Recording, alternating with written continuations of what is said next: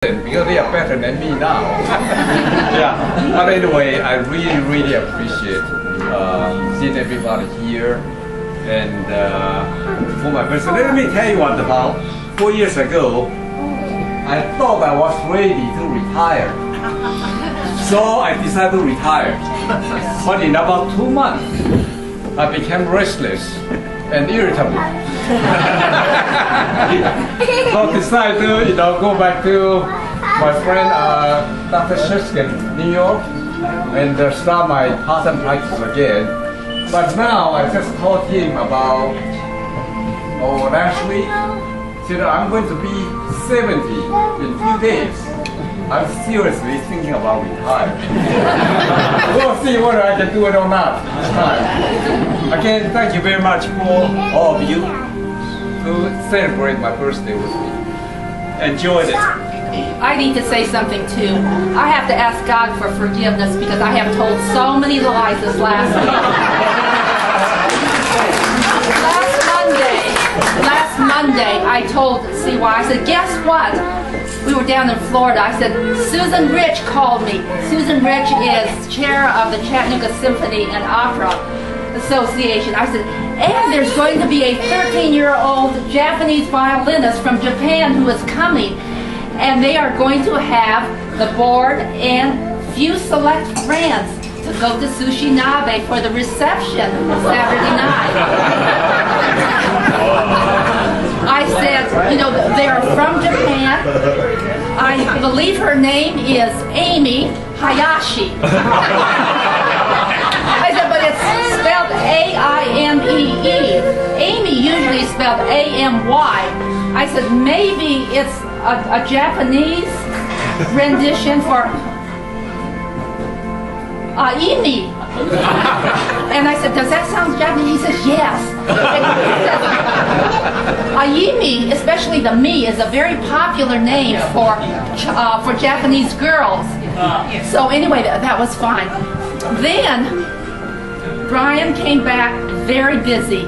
Lori was here, very busy. Today he felt really quite bad. He was saying, how come the children come home, we haven't seen them all day?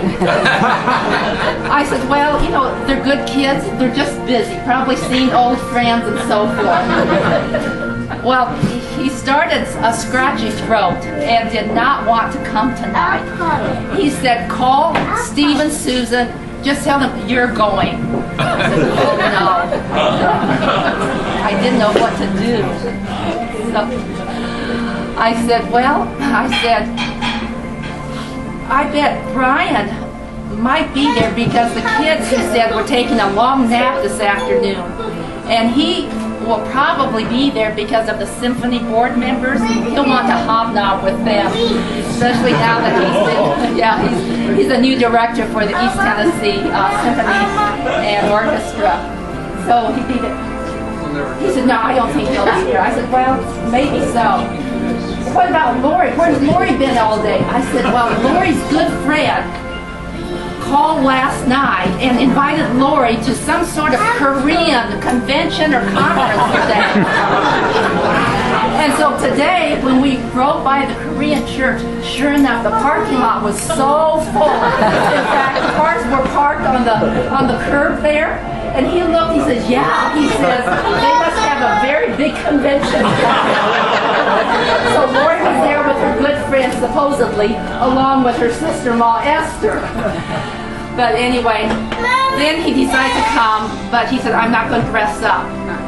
And I said, but Japanese people are very proper people. It would be disrespectful to this family coming all the way from Japan if you don't come in a tie. Well, at the last minute, he pulls out Eddie Bauer sweatshirt to wear tonight. But finally, he did change.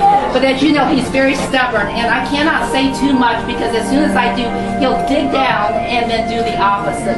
But anyway, he's here. You all are here. Thank you so much.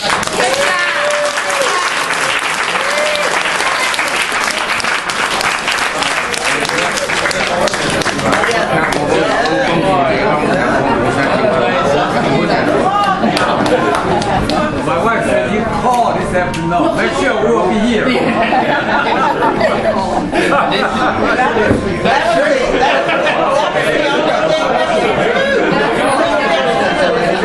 Okay, 1, 2. And nothing would have been done without her. I've known CY 36, 37 years. We were residents together. He was a year ahead of me in Chicago. And he was my boss for 4 years, so you can imagine. 1 year ahead of me, so he was my boss for years. Is this 42 years? 42 years, it's been that long. And we've been in touch ever since, on and off, but we remain friends. Few things I want to say that when I first got into Rush Presbyterian St. Luke's in the residency program, they said, there's one resident here, you just don't argue with him, you don't discuss anything with him. It doesn't matter what you say or what you do, he's gonna do what he's gonna do. His name is Dr. Lou, so don't waste your time. I said, okay, got that. Then when I got to know him, and he was the most sincere, conscientious doctor I've ever met. Good hands, good surgeons, good decisions, and I learned a lot from him over the years. And the traits that they told me about him is what we made him what he became later on. Persistent, perseverance. He became one of the best laparoscopic and endoscopic surgeons, not only in the country and in the world. So I want to congratulate you.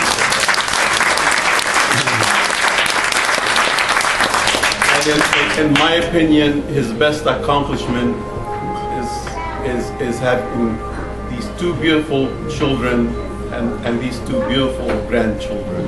So congratulations. This party reminds me of one incident that occurred during our residency program. When CY got married, it was somehow kind of done secretly, and nobody knew about it. And then I decided to give him a party in celebration of his wedding. And then in order to meet his lovely wife, Ruth. And then so we invited all the residents, all the attending, and then we had a nice get together. And that's how we met the most elegant, nice, and classy lady, Ruth. You broke a lot of hearts. Is Dr. Szymanska here? No. That's just a little. You broke a lot of heart. You really. So anyway, thank you for inviting me. And this party is way outdo what? 2003. Came from Illinois. And so during the first few months that I was with him, you know, he was suturing with his left hand. And CY Lou was a righty, I'm a righty, right? And I was asking CY Lou, you know, the technique on how to suture, right? And he was like, listen, your right hand has to be as good as your left hand. And the only way you're going to be a good laparoscopic surgeon is that you have to be ambidextrous, both hands, right? So he's like, from here on out, when you're here with me, okay, when you go home every night, you brush your teeth with your left hand. You eat with your left hand. You grab your chopsticks. You pick your nose.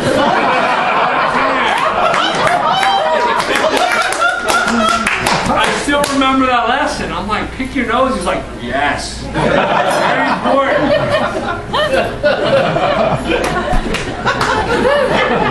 The little more story is we were doing endometriosis surgery. So that endometriosis, like stage 4 endometriosis, bowel stuck everywhere, right?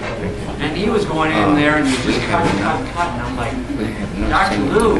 No fear. Yeah, no fear. Taiwanese tornado, right?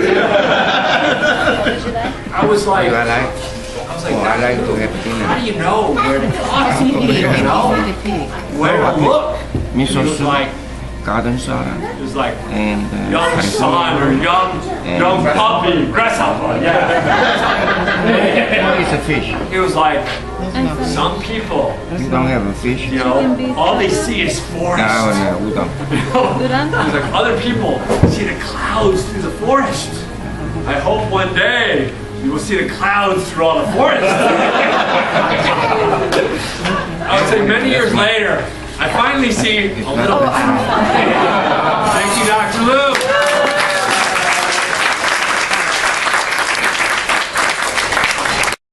So, you know, such a wonderful brother. I just don't know how to say, you know, how did I get this?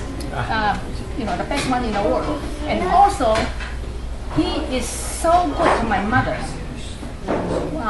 You know, the way he treats my mother, it's just, you cannot, the best son in the world, I would say that. So, and now, even now, he is traveling everywhere. And he came back to Chattanooga, he was always home. And then, he would drop by to Knoxville to see me for lunch. So, you know, in his busy life, he still, you know, keep me in his mind. So I really appreciate him. And for this birthday, I wish him has what Chinese are saying, 寿比南山. That's, you know, your longevity is as long as southern mountain. Okay, so long. And the blessing, 福如东海 is just like a blessing, is as wide and broad as Eastern Ocean. Okay, and we thank you so much. I know that we cannot get out. See?